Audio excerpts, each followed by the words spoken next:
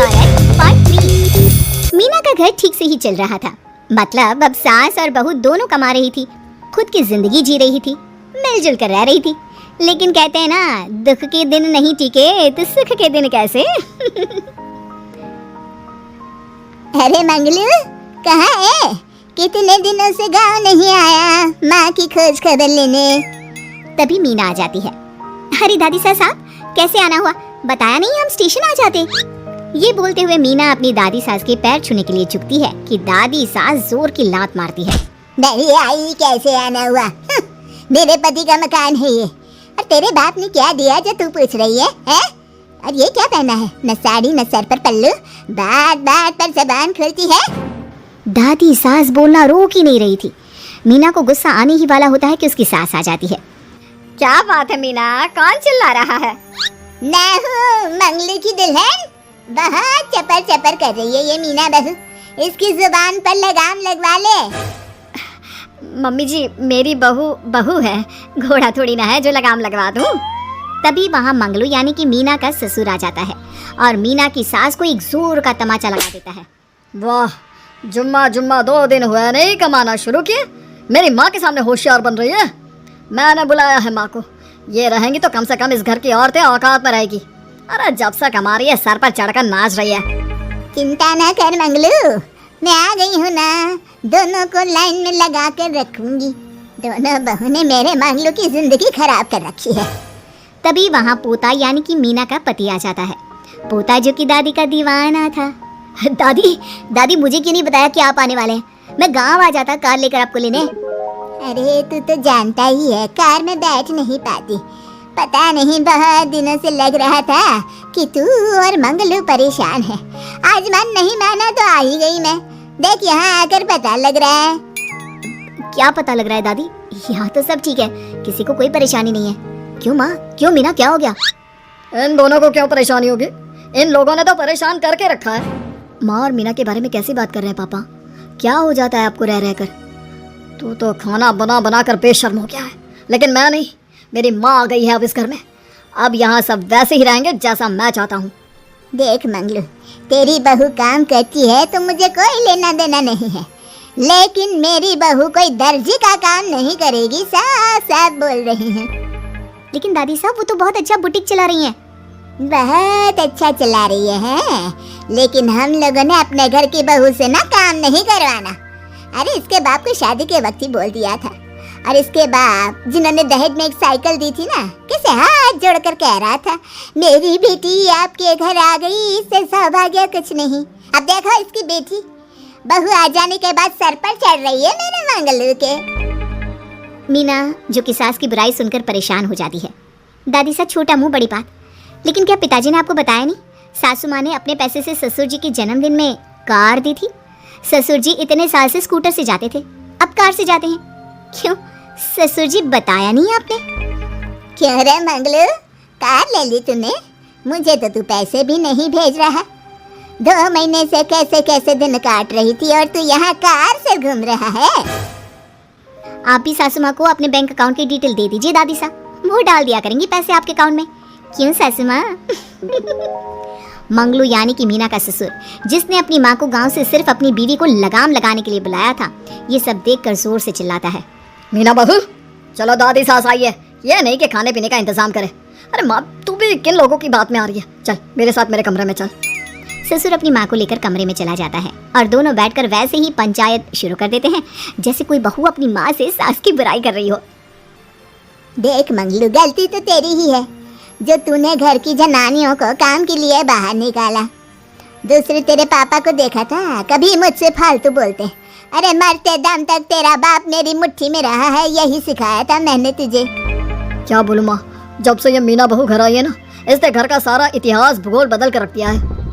उस तितली से तो मैं बाद में निपटूंगी, पहले तेरी वाली को तो ठीक कर दूं। अरे बहू क्या आ गई, खुद को टाटा अंबानी समझने लगी है। माँ देख, जो भी हो, इस बात को याद रखना कि हमारे घर की परंपरा क्या है। औरतों का औकात में रहना जरूरी है। अरे बहू के साथ मिलकर माँ ये बात उड़ती रहती है। बेटा देख, गलती तो तेरी भी है, क्यों तूने इसे काम करने की छूट दी? मारना भी कम कर दिया है तूने इसे, वरना पहले आती थी तो बहू का कोई ना कोई हिस्सा सूजा हुआ या काला ही दिखता था। देखकर तसल्ली मिलती थी कि तूने कंट्रोल कर रखा है। इस बार तो काला और सूजा छोड़, अच्छी खासी चमकती दिख रही है ये। अब क्या बताऊं माँ, गलती तो हो गई है। हाँ, वो कार देखकर पिघल गया होगा ना तू। अरे बेटा, औरतों को मुट्ठी में रखा कर। शान की साइकिल ज्यादा अच्छी कुत्ता बनकर कार चलाने से, समझा? मीना का ससुर अपनी माँ की बात को सुन रहा था। बस माँ, जो गलती हो गई मिट्टी डाल उस पर। अब बस तू ना घर पहले जैसा करके जाना। ये सब ना बहू का किया धरा है, समझी? मतलब बहू को ठीक करना है तो बहू को लगाम लगाना होगा। ठीक है। दोनों माँ बेटा बातें करके सो जाते हैं। सोने के बाद अगली सुबह मंगलू की बीवी यानी कि मीना की सास, माँ जी उठिए, ये लीजिए गर्म पानी और ये दादुन। चलिए, तो याद रहा तुझे, वरना मैंने तो सोचा था कि बहू के चक्कर में पागल ही हो गई होगी बिल्कुल। अरे बहू के चक्कर में पागल होने का क्या मतलब होता है माँ जी? उसने मुझे मेरे पैरों पर खड़ा होना सिखाया है। मैं तो कहती हूँ उसके जैसी मेरी बेटी होती ना तो शायद मैं बहुत पहले जीवन का मतलब समझ चुकी होती। तो दादी सास को समझ में आ जाता है कि सारा मामला मीना पर जाकर ही ठीक होगा। वो सोच लेती है कि अपनी बहू को छोड़कर पहले मीना को सही करना है। फिर अगले रोज, अरे मेरे पोते के पास तो मेरे पास बैठने का वक्त भी नहीं है? अरे कैसी बात करती है दादी, तेरे लिए तो मैं नौकरी भी छोड़ दूं। नौकरी नहीं, तू ना बीवी छोड़ दे, खुश हो जाऊंगी मैं। नीरज हैरान हो जाता है कि उसने तो मजाक किया था। दादी ये क्या बोल रही है? कैसी बात कर रही हो दादी? मीना ने तो सारा घर संभाला हुआ है। पहले तो घर गिरा जा रहा था ना।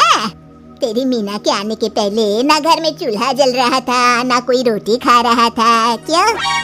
नीरज को दादी बीवी के खिलाफ खूब कान भरती है। तू सही कह रही है दादी, औरत पैर की जूती और हाथ की मुट्ठी में ही ठीक लगती है। मीना ने ना सिर्फ घर का माहौल बिगाड़ा, माँ को भी पिताजी की इज्जत करनी छुड़वा दी। अब ठीक बोल रहे हो, घर को बिगाड़ने की मेन जिम्मेदार तो मीना ही है दादी। अभी उसे ठीक किए देता हूँ। तभी वहाँ पिता भी आ जाता है। देख बेटा, तो रोटी कम खाना मंजूर, लेकिन इन औरतों के आगे झुकना मंजूर नहीं। तेरी दादी ने घर की परंपरा बनाकर रखी। मजाल कि मेरा बाप मेरी माँ के सामने कुछ कह लेता। पर पापा, एक बात पूछनी थी। रहने बेटा, तू ना कंफ्यूज है जीवन में, तू ना कंट्रोल कर पाएगा अपनी जनानी को। मंगलू, मेरी तो टिकट ही करा दे गाँव की। तुम लोगों के घर तो मर्दों की कोई इज्जत ही ना है, और ये मेरे घर की परंपरा ना है। मैं चली। अरे ना ना दादी, मैं तो बस देख अब मैं कैसे कंट्रोल करता हूँ इसे कल। फिर अगले रोज मीना ऑफिस के लिए तैयार हो रही थी कि देख मीना, आज मेरे दफ्तर से कुछ लोग खाने के लिए आ रहे हैं, तो शाम के खाने में, लेकिन आज तो मेरी मीटिंग है, फिर घर आने में मुझे देर हो जाएगी। तो मैं क्या करूँ?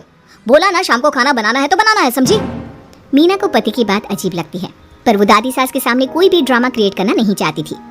ठीक है, मैं शाम को जल्दी आ जाऊंगी। अच्छा क्या खाना है प्लीज जल्दी से बता दीजिए। पर बेटा तू तो, बहू सास को चुप रहने का इशारा करती है, लेकिन पोते को तो लड़ना था। वो मीना पर जोर से चिल्लाता है, मीना देख ज्यादा हीरोइन मत बन, आज ऑफिस जा रही है तो जा, लेकिन सुन तुरंत रिजाइन देकर घर आ जाना। ना मुझे तेरी कमाई चाहिए ना ही तेरी नसीहत। आज से घर में वही होगा जो मैं चाहूंगा, समझी? अरे कैसे लैंग्वेज बोल रहे हो? ये तुम्हारी बोली नहीं है, कौन सिखा रहा है तुम्हें? तभी दादी सास आ जाती है। क्या बोलना चाह रही है बहू? मैं मुन्ने के कान भर रही हूँ। है हाँ, मुझे तो यही लग रहा है, वरना हम लोगों का घर अच्छे से चल रहा था, सभी मिलजुल कर एक दूसरे को इज्जत देकर रह रहे थे। लेकिन अब तभी मीना को उसका पति जोर से डांटता है। सास बेटी बहू की लड़ाई को बर्दाश्त नहीं कर पाती। देख नीरज, बहू को डांटना या फिर बहू के साथ गलत व्यवहार, ये सब मुझसे बर्दाश्त नहीं होगा। वाह रे वाह, सारी जिंदगी जो पति की डांट और मार खाती रही, अब बहू को थोड़ी सी डांट क्या पड़ी, गुस्सा आ गया। हाँ माँ, क्या हो गया? मैंने तो मीना को कहा कि देख नीरज, मेरी बहू को कुछ नहीं कहेगा तू। ये माँ ही होती है जो अपने बेटे को औरतों की इज्जत करना सिखाती है, लेकिन कोई औरत अपने बेटे से बहू को मारना या डांटना सिखाए तो ये शर्म की बात है। मैं नहीं चाहती कि तू औरतों की इज्जत ना करे, जबकि मैं खुद एक औरत हूँ। दादी सास बहू की बात सुनकर शर्म से सर नीचे कर लेती है। सच कहा सासू माँ, एक रानी ही अपने बेटे को राजकुमार की तरह पालती है जो दूसरी औरतों का सम्मान करे।